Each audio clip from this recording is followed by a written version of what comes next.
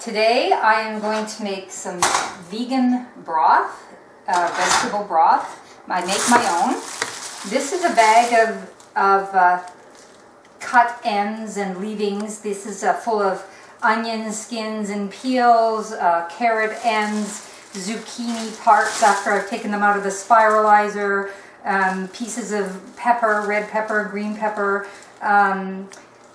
There will be potato skins, but I actually don't ever peel my potatoes, but I will put sweet potato skins in here, ends of turnips that I grate, turnip skins, everything like that, pieces of onion, whatever. So when I have a full bag like this, I keep this bag in my freezer and I put the edible food scraps in there. When I have a full bag like this, I make a batch of homemade vegetarian broth.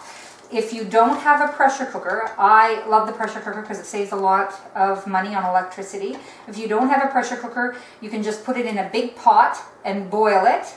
And just once it comes to a boil, you turn it to a simmer, to a low heat, and let it boil away for probably a good hour and a half or 2 hours. And let it just simmer for 2 hours, and it gets the water really infused with the vegetables. If you have a pressure cooker, I do it for like 30 minutes, that's it. So for now, I'll take all my veggies, I'll put them in my pressure cooker. If you can see, I don't know if you can zoom in here, you can see there is a max fill line. It says max there, and I won't put the water any higher than that, but I want the water higher than the veggies. So I'll just go to my tap water is good. I'm going to fill that up. So it's just below the max fill line. The kind of pressure cooker I have is a Fresco. This is the brand I have. So I'm filling this up. This is very, very quick and easy in a pressure cooker. You save a lot of electricity.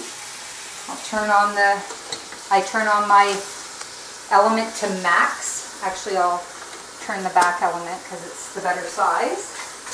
And if you can look in here, right, can see inside. The water is over the vegetables if I push them down, and it's not quite at the max fill line, which is there. So I pop on, the dot of the pressure cooker goes right here and matches the dot on the handle. I push it down well, and then hold it and turn it, and it locks into place. You'll see that blue button, and the red button here that we're going to watch for later is down. Okay, so I'm going to put this on the stove, and when it comes to a boil, I'll show you what happens. Okay, so you can see if you come over this way, the steam is starting to escape from the pressure cooker, and the little red button is up from where it was before. I'm going to just show you. If I see, I pop it down and it was up. So it's going to do that for a second, or for a minute or two, and then it's going to all of a sudden steam hard. And when it does, I'll show you what we do. So you can see that the button is up. You can hear that there's a tiny bit of steam escaping.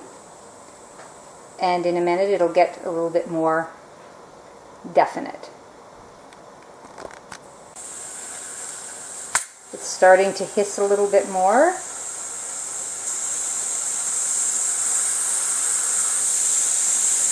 And get a bit louder.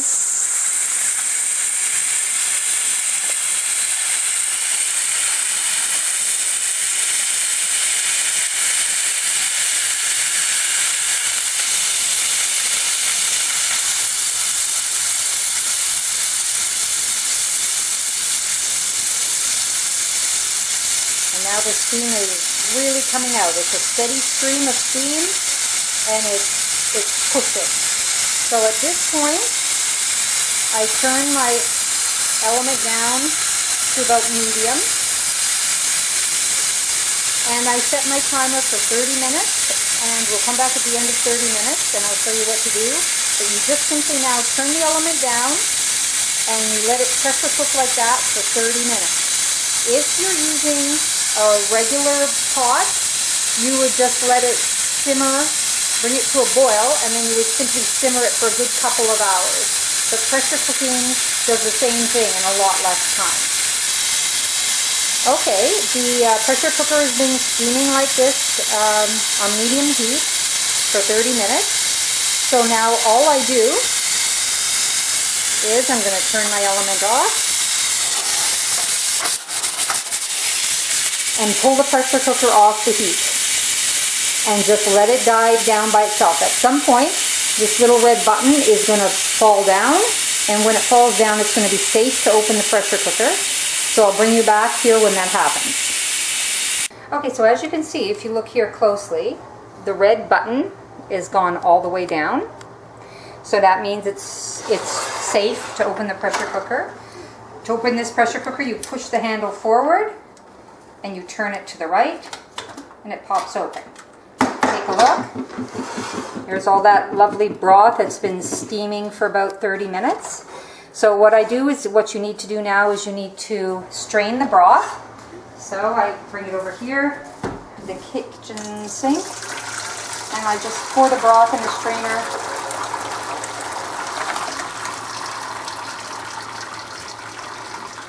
In a bowl.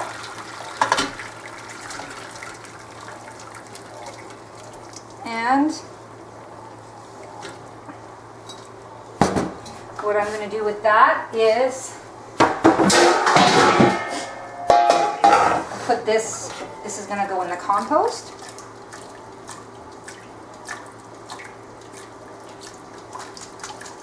I want to get all that good stuff out of there. I don't want to waste any of it. Get the light here. There. So it's been, you can either use it like this. This is ready. You can use it at like the equivalent of a 4-cup. Well, there's more than 4 cups there, but a cup of that is like a cup of the vegan broth or the veggie broth you buy at the store. So you can can it like that, or you can put it aside like that. Freeze it in 4-cup containers. I don't like the wasted space. So what I do is I rinse the pot back out again. It can be a pressure cooker or a regular pot, but you won't pressure cook it a second time. I pour it back in the pot.